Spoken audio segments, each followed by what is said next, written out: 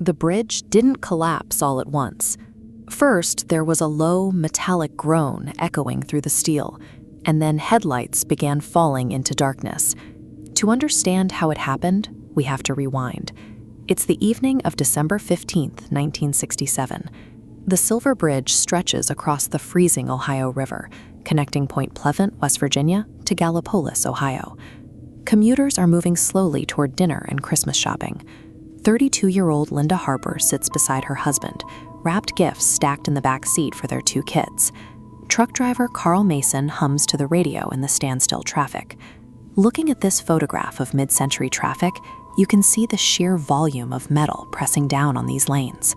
The Silver Bridge was built for a lighter era, but tonight it carries the crushing weight of cars packed bumper to bumper across a narrow span.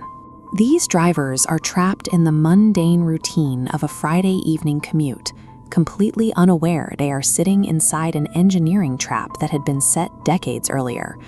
For years, locals crossing the span had complained about strange, unsettling vibrations beneath their tires, but those warnings from the structure went unaddressed. The true danger hid far out of sight, deep inside the aging suspension parts, away from limited visual inspections. Moisture was a relic trying to hold up a modern world, and it lacked the capacity to absorb the punishing, relentless stress of late 1960s traffic jams. Decades of slow, invisible decay had multiplied in the dark corners of the steel, eventually rendering the entire structure a liability. To understand why it failed, look at this bridge's suspension system.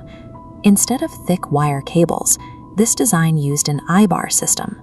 It's essentially a series of long steel links held together by heavy metal bolts to hold up the roadway. This schematic shows the critical flaw, a total lack of redundancy. If one link snaps, there's no backup. Because of that microscopic crack, one compromised link forced the bridge's massive weight entirely onto a single fractured piece of metal. As the clock ticks to 4:59 p.m., more cars pile onto the crowded lanes. The tension on that single failing joint reaches its absolute physical limit. The Silver Bridge was no longer a stable crossing. It was a synchronized time bomb, waiting for one tiny piece of steel to give way and drag the entire structure down. At exactly 5 p.m., the tension breaks.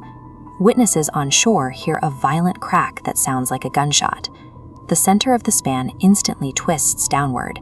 The solid roadway folds up like paper above the freezing water. Massive steel suspension chains snap and whip through the air. Drivers slam their brakes, but gravity takes over.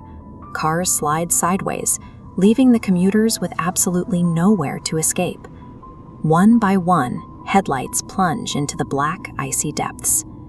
The entire collapse, from the first gunshot crack to the roadway disappearing entirely, takes less than 60 seconds. It took nearly 4 decades for that hidden stress to accumulate, but the total devastation required less than a minute. A sudden silence settles over the river, broken only by the sounds of car horns echoing from beneath the water. Looking at the recovery photos, the scale of the destruction is staggering. Twisted steel protrudes from the water as crews begin a desperate search. 46 people died that night, sparking one of the most intense structural investigations in American history.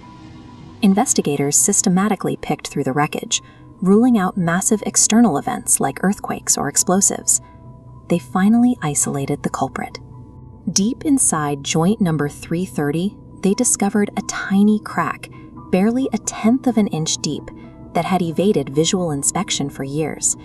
This microscopic anomaly proved more destructive than a natural disaster, showing how a single overlooked crack can collapse an entire system. This tragedy forced the United States to rewrite its bridge safety laws. For the first time, strict national inspection standards were mandated to prevent another hidden flaw from claiming lives. But those policy changes came too late for the families in Point Pleasant who never got their loved ones back. Even today, locals look at the river with unease after sunset. They remember the silence that followed the collapse and the sound of car horns that only stopped when the water took them. The tragedy remains a permanent warning that the greatest threats are often the ones hiding in the shadows of our everyday world. If this story stayed with you, press like.